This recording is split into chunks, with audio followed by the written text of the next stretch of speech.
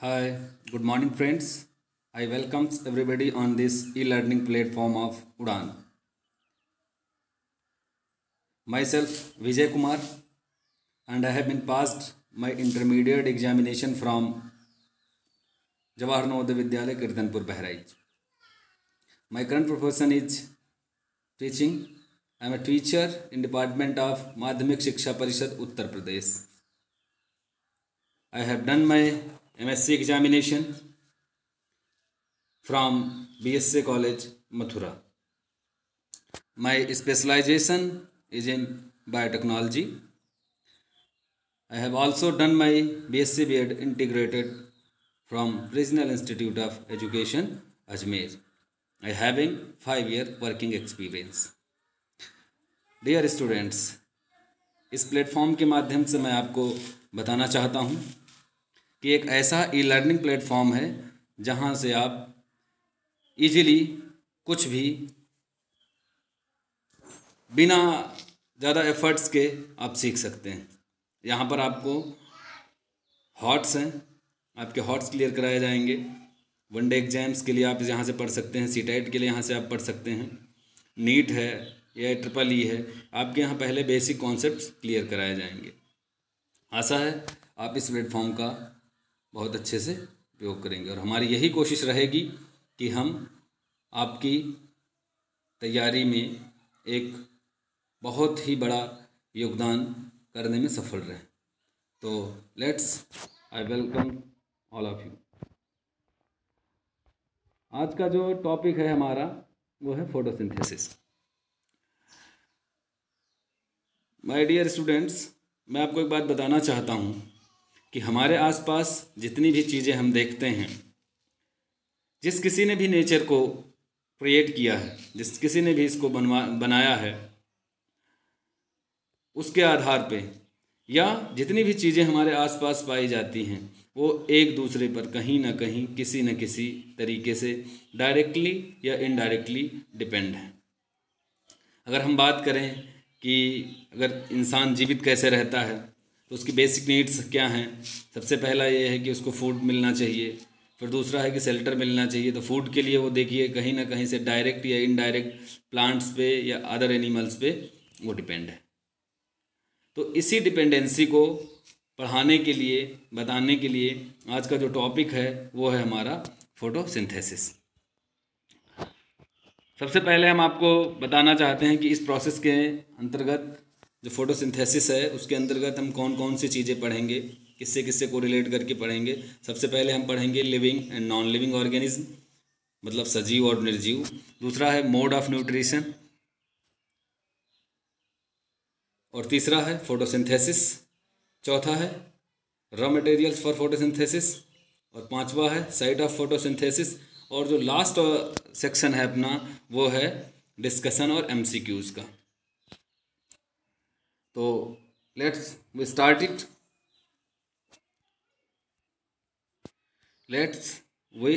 It. मैंने एक जो है चार्ट तैयार किया है जिसके बेसिस पे मैं आपको इजीली समझा सकता हूँ कि what is difference between living and non living. Living का मतलब ऐसा है कि जो जीवित हों, जो सजीव हों, जिनके अंदर जीवन पाया जाता हो, लाइफ हो उनके अंदर, और कैपेबिलिटी टू डू एनीथिंग, कुछ कर सकें, वो मूव कर सकें एक स्थान से दूसरे स्थान पे। Now we are discussing via this table. Number 1, highly organized. जो लिविंग होंगे वो ऑर्गेनाइज्ड होंगे। हाईली ऑर्गेनाइज्ड का मतलब है कि हाईली ऑर्गेनाइज्ड का मतलब है कि कहीं ना कहीं उनका जो स्ट्रक्चर होगा वो मोर देन वन सेल का होगा। ऑर्गन भी हो सकते हैं उसके अंदर, जैसे कि सेल जो होती हैं, सेल्स, ग्रुप ऑफ सेल्स जो है टिश्यू फॉर्म करती हैं, और ग्रुप ऑफ टिश्यूज जो होते हैं स्पेशल फंक्शन फॉर्म करते हैं, ऑर्गन बनाते हैं, ऑर्गन सिस्टम बनता है, और डिफरेंट ऑर्गन सिस्टम जो है एक लिविंग बॉडी का निर्माण करते हैं। बट ये डिपेंड करता है कि वो जो लिविंग बॉडी है वो आइदर यूनिसेल्यूलर और मल्टी सेल्यूलर। यदि वो यूनिसेल्यूलर होगा तो सिर्फ उसमें एक ही सेल होगी, अगर वो मल्टी सेल्यूलर है उसमें मोर देन वन सेल होगी। नॉन लिविंग जो भी होगा वो ऐसा कुछ भी नहीं होगा, no such organization, highly organize नहीं होगा। दूसरा है all living things undergo a regulated growth. इसका मतलब ये है कि जो भी लिविंग होगा उसके अंदर कहीं ना कहीं ग्रोथ जो होगी वो रेगुलर होगी और रेगुलेटेड होगी। इसका मतलब 2 वर्ड है यहाँ पर कि रेगुलेटेड ग्रोथ, मतलब जिस पैटर्न को फॉलो करता होगा उसी तरीके से उसके अंदर ग्रोथ होगी, बढ़ेगा, वृद्धि करेगा, विकास करेगा।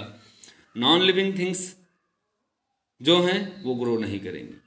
ग्रो किस में हो सकता है? साइज में भी हो सकता है कि साइज में बढ़े, ग्रो करे, हाइट में ग्रो करे, या उसका वेट बढ़ जाए। फिर third one is depends upon food, water and air for survival. जो लिविंग चीज़ें हैं, लिविंग थिंग्स हैं, वो डिपेंड करती हैं, वो निर्भर रहती हैं फूड, भोजन पर, जल और वायु के लिए। उनके जीने के लिए ये 3-4 चीज़ें जो हैं बहुत ज़रूरी हैं। वन इज़ फूड, भोजन, अदर इज़ वाटर, जल, and third one is air. पर जो ये नॉन लिविंग थिंग्स होती हैं इनको किसी चीज़ की भी ज़रूरत नहीं है। ये आराम से they can live without food, water and air, they can survive without all these factors. और जो लिविंग थिंग्स होती हैं having a certain life span after which they can die, have a certain life span after which they die. एक time period होगा, life span हम बोलते हैं। Life span को अगर हम एक्सप्लेन करें तो the time period between birth and death, ठीक है। तो सर्टेन लाइफ स्पैन है, उसके बाद वो उनकी डेथ हो जाएंगी। और there is no any such thing like life span, यहाँ पर इस तरीके की कोई बात नहीं होगी। They can breathe and move from one place to another, there is no such thing like living. Non living जो होते हैं ना तो ब्रीथ करते हैं, ना तो एक स्थान से दूसरे स्थान तक मूव करते हैं। एक कॉन्ट्राडिक्शन है यहाँ पर, I will discuss with you कि मूवमेंट की बात हमने करी तो इसका कतई ये अर्थ नहीं है कि हम एक स्थान से दूसरे स्थान जब जाएं वही मूवमेंट कहलाता है। हमारी कलीग ने आप लोगों को अभी पढ़ाया है इससे पहले वाली वीडियो में phototropism, geotropism, movement in plants पढ़ाया है। मूवमेंट का मतलब ये नहीं होता है कि when we reach from one place to another. Movement का मतलब होता है कि किसी भी प्रकार की ग्रोथ हो या कैसा भी मूवमेंट हो, वी कैन, अगर हम बात करें प्लांट्स की तो प्लांट्स के अंदर आप देखिए कि जो भी मूवमेंट हैं वो रहते तो एक ही जगह हैं। जब वो ग्रो करते हैं वो एक स्थान से दूसरे स्थान पे नहीं जा सकते, लेकिन मूवमेंट उनके अंदर भी होता है। तो ये डिफरेंस है। तो हम अगर ऐसी बात करें, इसके साथ और भी बहुत सारी चीज़ें हैं कि जो लिविंग होते हैं वो रिप्रोडक्शन प्रोसेस में पार्टिसिपेट करते हैं और अपने जैसे ही आइडेंटिकल स्पीसीज़ को बर्थ देते हैं। पर जो नॉन लिविंग होते हैं उनके साथ ये ऐसा नहीं होगा। अगर इनके एग्जाम्पल्स की बात करें तो जितने भी हमारे आसपास जानवर हैं, पेड़ पौधे हैं, सब पाए जाते हैं वो सब लिविंग में आएंगे। उसके अलावा जितनी भी चीज़ें हैं वो सब नॉन लिविंग में आएंगी। लिविंग में माइक्रो ऑर्गेनिज्म से लेकर के जितने भी बड़े से बड़े जीव जंतु हैं सारे लिविंग में आएंगे। तो I hope you enjoy it. And next one, mode of nutrition. तो अब जितने भी लिविंग ऑर्गेनिज्म हैं वो हमारे आसपास पाए जाते हैं, तो उनके न्यूट्रिशन का तरीका क्या है, किस तरीके से वो भोजन लेते हैं और अपने अंदर जो है ऊर्जा पैदा करते हैं। तो मोड ऑफ न्यूट्रिशन में I will tell you mode of nutrition of 2 types. One is autotrophic nutrition and another is heterotrophic nutrition. अगर हम ऑटोट्रॉफिक न्यूट्रिशन की बात करें तो ये खुद शब्द 2 टुकड़ों से मिलकर के बना है, एक है ऑटो और दूसरा है ट्रॉफी। ऑटो मीन्स सेल्फ और ट्रॉफी मीन्स न्यूट्रिशन, मीन्स जो खुद अपने भोजन बनाने के लिए खुद पे डिपेंड है, जो खुद अपना भोजन बना सकता है, बनाता है वो, और इस तरीके का न्यूट्रिशन जिसके अंदर पाया जाएगा वो कहलाएगा ऑटोट्रॉफिक न्यूट्रिशन। अगर इसकी डेफिनेशन देखी जाए तो ये है, एन ऑर्गेनिज्म मेक्स और synthesizes its own food from the simple organic materials such as carbon dioxide and water in the presence of surroundings with the help of sunlight. One thing is necessary, that is chlorophyll. And third one is make their food by photosynthesis. जो autotrophic nutrition होता है, इस nutrition में जो भोजन बनाने की जो प्रक्रिया है, जो फूड प्रिपेयर करने की जो प्रक्रिया है, उस प्रक्रिया को या उस प्रोसेस को हम लोग फोटोसिंथेसिस कहते हैं। अगर एग्जांपल लिया जाए तो जितने भी ग्रीन प्लांट्स हैं, जितने हरे भरे प्लांट्स हैं वो, और जितने ऑटोट्रॉफिक बैक्टीरिया हैं वो सब जो है ऑटोट्रॉपिक न्यूट्रिशन में आएंगे। तो हमारा जो टॉपिक है वो टॉपिक है फोटोसिंथेसिस। इसका मतलब ये है कि ऐसे सजीव या ऐसे लिविंग ऑर्गेनिज्म जिनके mode of nutrition autotrophic nutrition हैं, वो सभी फोटोसिंथेसिस की प्रोसेस में पार्टिसिपेट करते हैं या फोटोसिंथेसिस करते हैं। Next mode of nutrition is heterotrophic nutrition. Heterotrophic nutrition, heteros means others and trophy means nutrition. ये शब्द भी अपने बारे में बताता है कि हेटरोट्रॉपिक न्यूट्रिशन जो है वो दो शब्द से मिलकर के बना है, एक है हेटरोस एंड दूसरा है ट्रॉफी। हेटरोस का मतलब है अदर्स एंड ट्रॉफी का मतलब है न्यूट्रिशन। तो हेटरोट्रॉपिक न्यूट्रिशन जो है वो बताता है कि अपने न्यूट्रिशन के लिए जो दूसरे पर डिपेंड रहे, डिपेंडेंसी शो करे, वो कहलाएगा हेटरोट्रॉपिक न्यूट्रिशन। और इसका कतई मतलब नहीं है कि जो हेटरोट्रॉपिक न्यूट्रिशन है वो नॉन लिविंग में होगा। हेटरोट्रॉपिक न्यूट्रिशन जो है वो भी लिविंग बॉडीज़ में ही होगा। ठीक है, तो अगर इसके डिफिनेशन हम देखें कि an organism which depends upon others for food, an organism do not possess the ability to synthesize their own food. मतलब ऐसा ऑर्गेनिज्म जो अपने फूड के लिए दूसरे पर डिपेंड हो और अपना भोजन खुद नहीं बना सके। मैं यहाँ पर क्लियर करना चाहूँगा कि खुद बनाने से क्या मतलब है। ये कतई मतलब नहीं है कि जैसे हम लोग हैं भोजन खाते हैं, दाल चावल या जो भी कुछ सब्जी ये प्रिपेयर करते हैं, बनाते हैं, तो इसका ये मतलब नहीं कि हमने जो है बना लिया। इस बनाने का मतलब, सिंथेसाइज करने का मतलब ये है कि क्या हम जैसे आटा खाते हैं, यदि गेहूँ नहीं पैदा होगा, पौधे अगर गेहूँ नहीं बनाएंगे तो क्या हम आटा बना करके, रोटी बना करके खा सकते हैं? नहीं खा सकते। दूसरा अगर एग्जांपल हम लेना चाहें, यदि हम बात करें कि जो भी एनिमल्स हैं वो घास पे डिपेंड हैं, ग्रास पे डिपेंड है फूड के लिए, और अगर ऐसा ना हो कि सारी घास ख़त्म हो जाए तो क्या किसी जानवर के अंदर या किसी एनिमल के अंदर या किसी पशु के अंदर ऐसी कैपेबिलिटी है कि वो अपना भोजन खुद बना सके? नहीं बना सकता। इसका मतलब है कि हम डायरेक्टली या इनडायरेक्टली कहीं ना कहीं भोजन के लिए हम दूसरों पर डिपेंड है।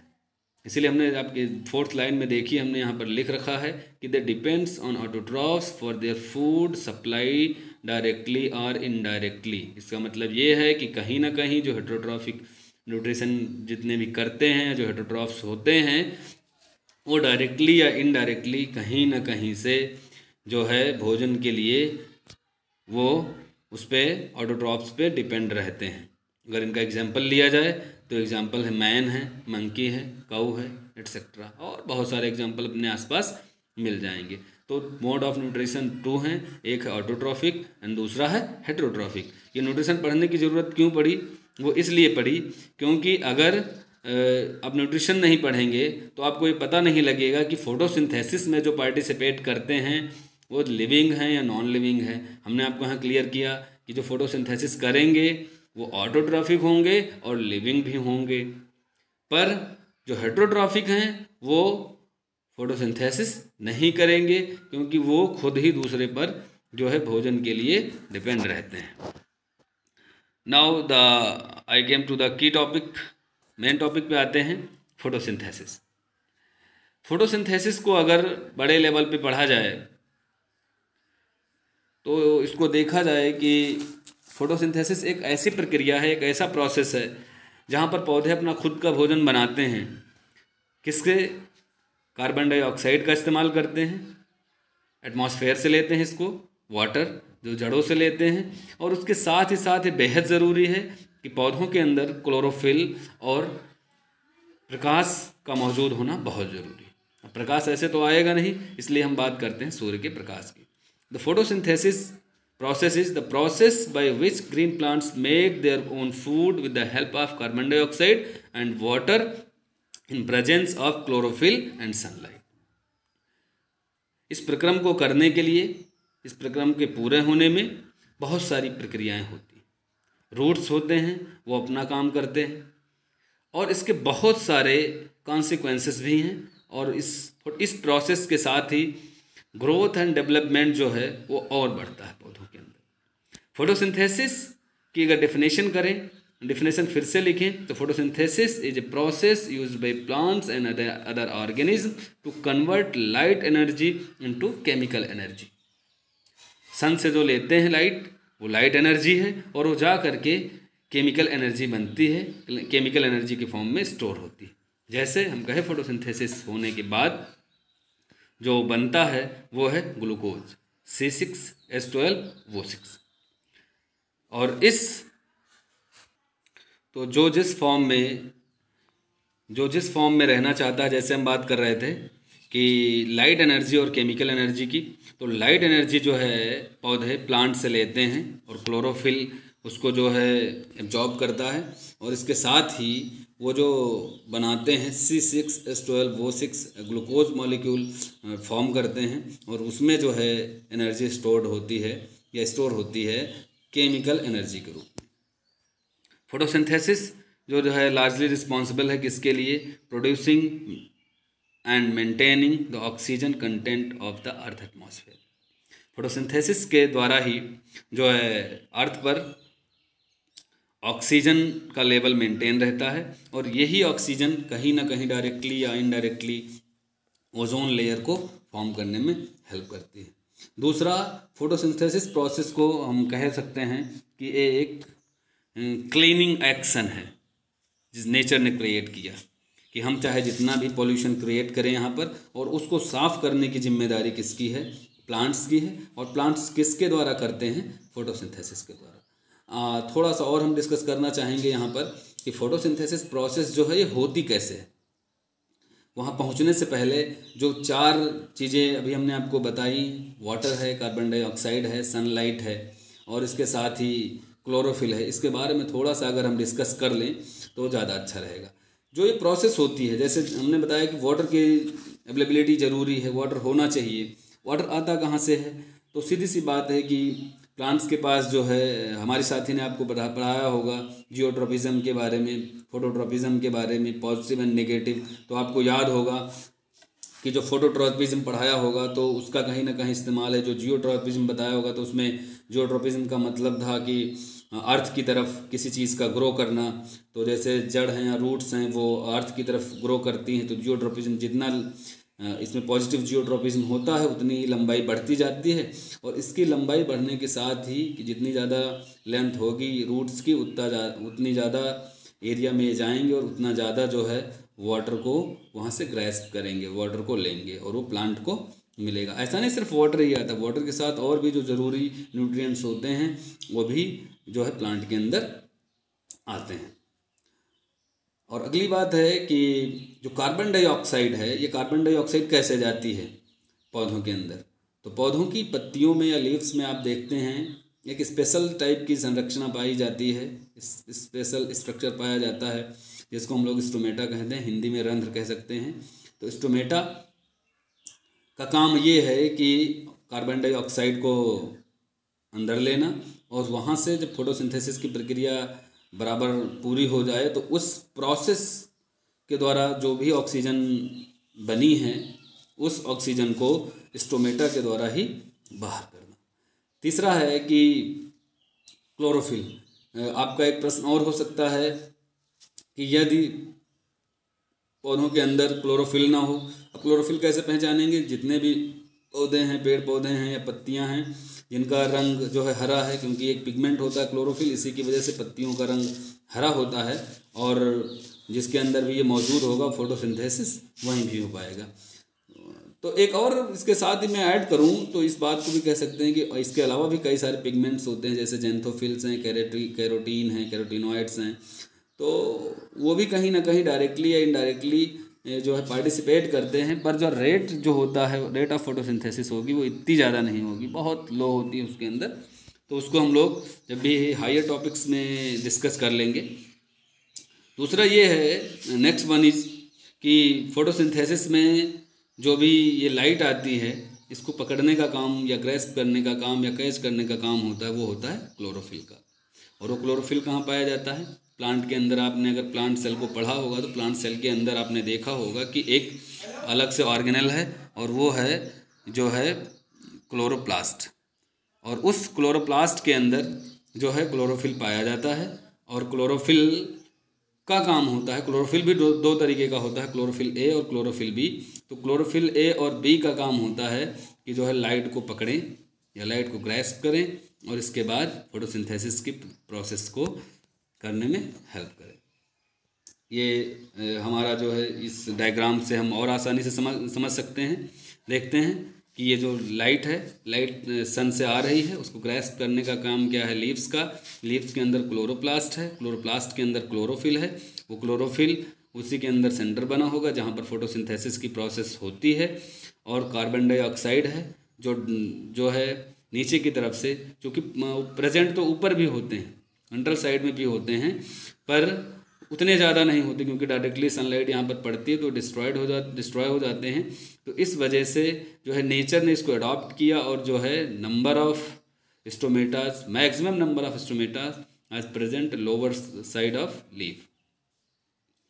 एंड ऑक्सीजन है, जहाँ से कार्बन डाइऑक्साइड स्टोमेटा के अंदर जाती है वहीं से ऑक्सीजन बाहर एटमॉस्फेयर में जाती है।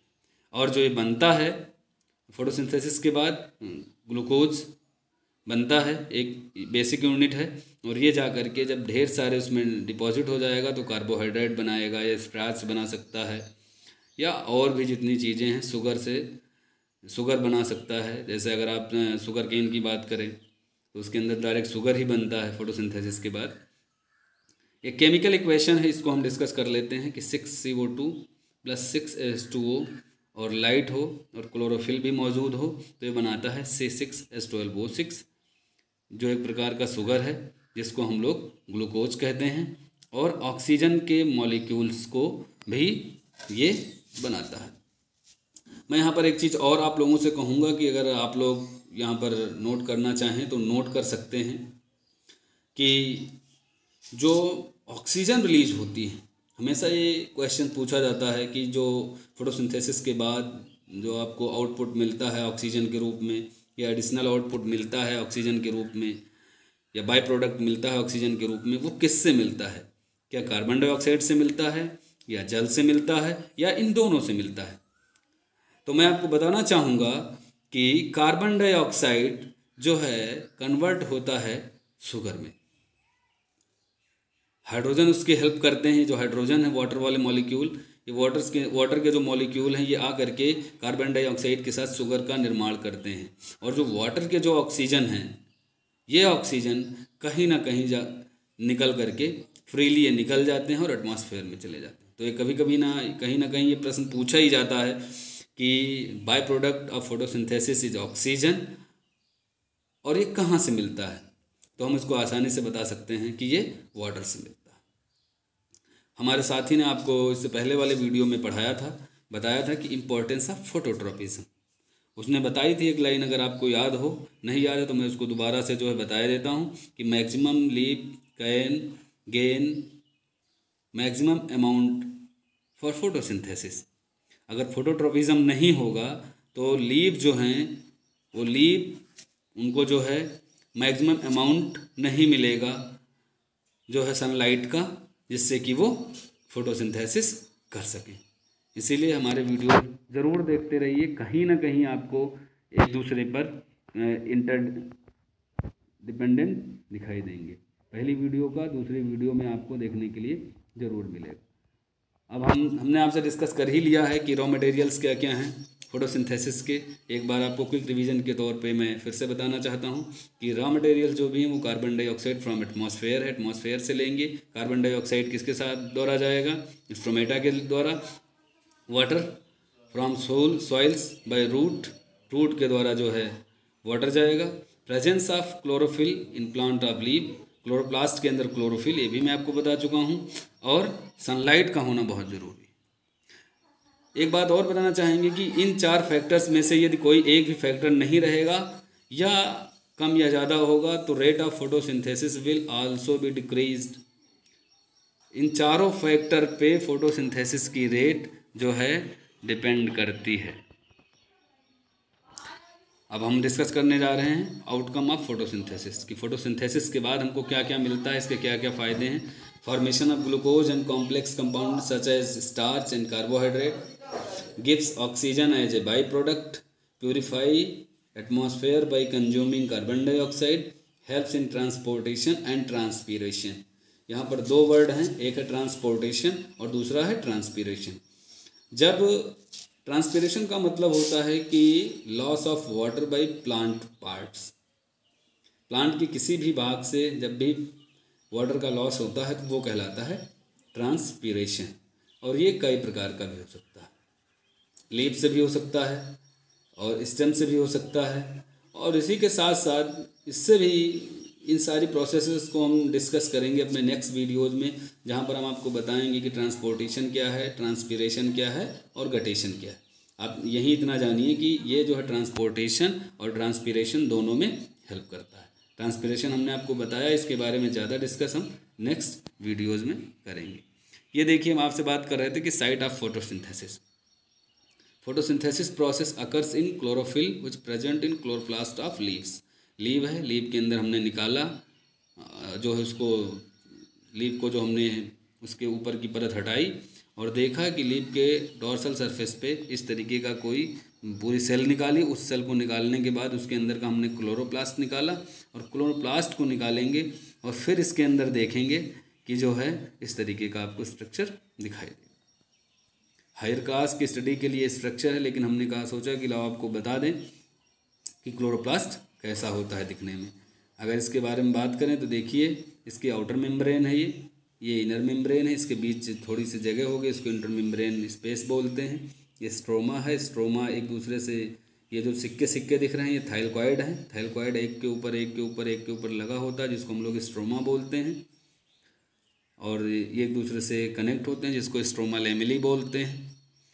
और इसके साथ इसके बीच में जो है यहाँ पर ये ग्रैनम होता है।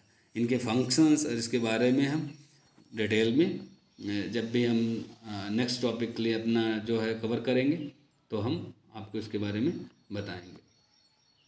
कुछ चीज़ें ऐसी हैं जो आपसे मैं डिस्कस करना चाहूँगा। Discussion and MCQs।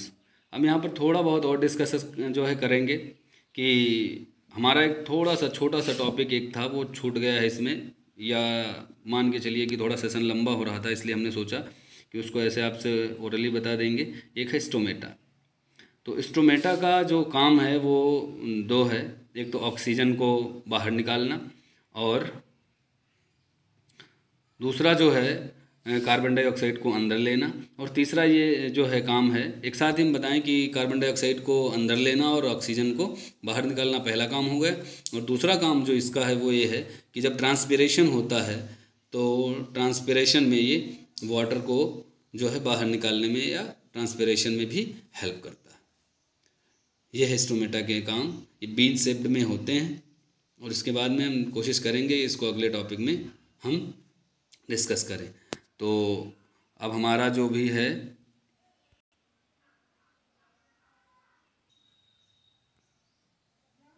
तो हम जो है क्विज सेशन में आपका फिर से एक बार स्वागत करते हैं।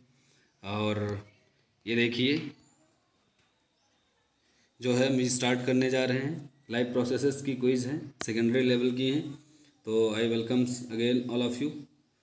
ये पहला क्वेश्चन है कि chlorophyll pigment photosynthetic pigment helps in, ये किस में मदद करता है? Fixation of carbon dioxide 1, absorption of carbon dioxide 2, imparting of colours to the autotrophs, या कैप्चरिंग लाइट एनर्जी।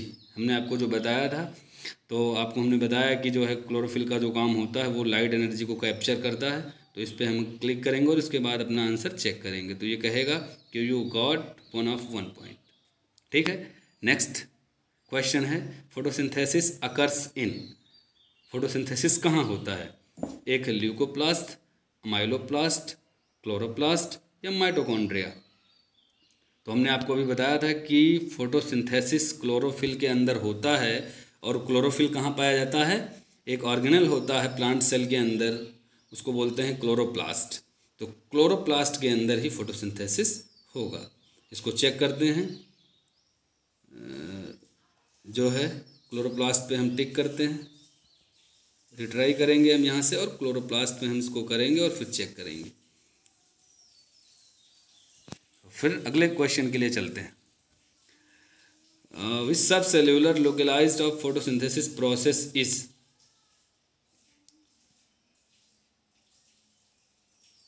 फोटोसिंथेसिस कहाँ होता है? तो यही बात है, इसको चेक करेंगे, ये भी सही है। नेक्स्ट क्वेश्चन करते हैं। Among the following which one will not be able to perform photosynthesis.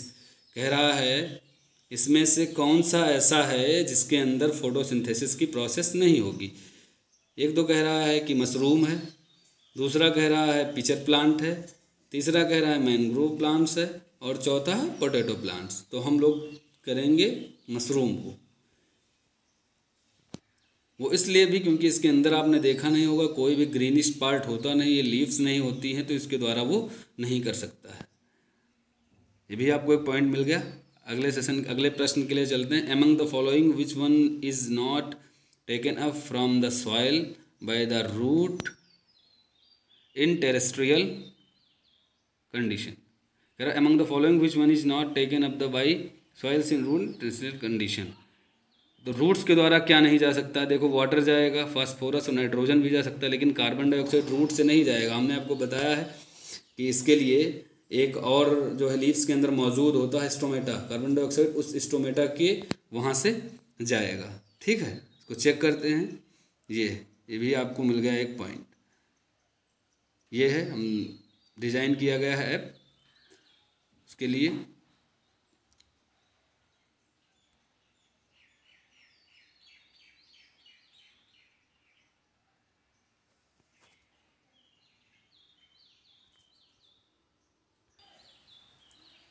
ये NCERT द्वारा एक दीक्षा ऐप है, उसके द्वारा बनाया गया है। उसके MCQs मैं आपके सामने जो है सॉल्व आउट करा रहा था।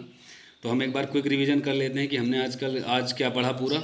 एक है लिविंग और नॉन लिविंग ऑर्गेनिज्म के बीच का अंतर, दूसरा है कि मोड ऑफ न्यूट्रिशन, और तीसरा है फोटोसिंथेसिस कि फोटोसिंथेसिस कैसे होता है, रॉ मटेरियल कौन कौन से हैं इसके लिए, और साइट ऑफ फोटोसिंथेसिस। इसके बाद हमने थोड़ा बहुत डिस्कशन किया और MCQs आपको सॉल्व आउट कराएँ। Hope you will enjoy the video. और जो भी कुछ है मैं चाहूँगा कि आप लोग ज़्यादा से ज़्यादा इससे सीखें, और जो भी है थैंक्स एवरीबॉडी। आज के लिए इतना ही, थैंक यू।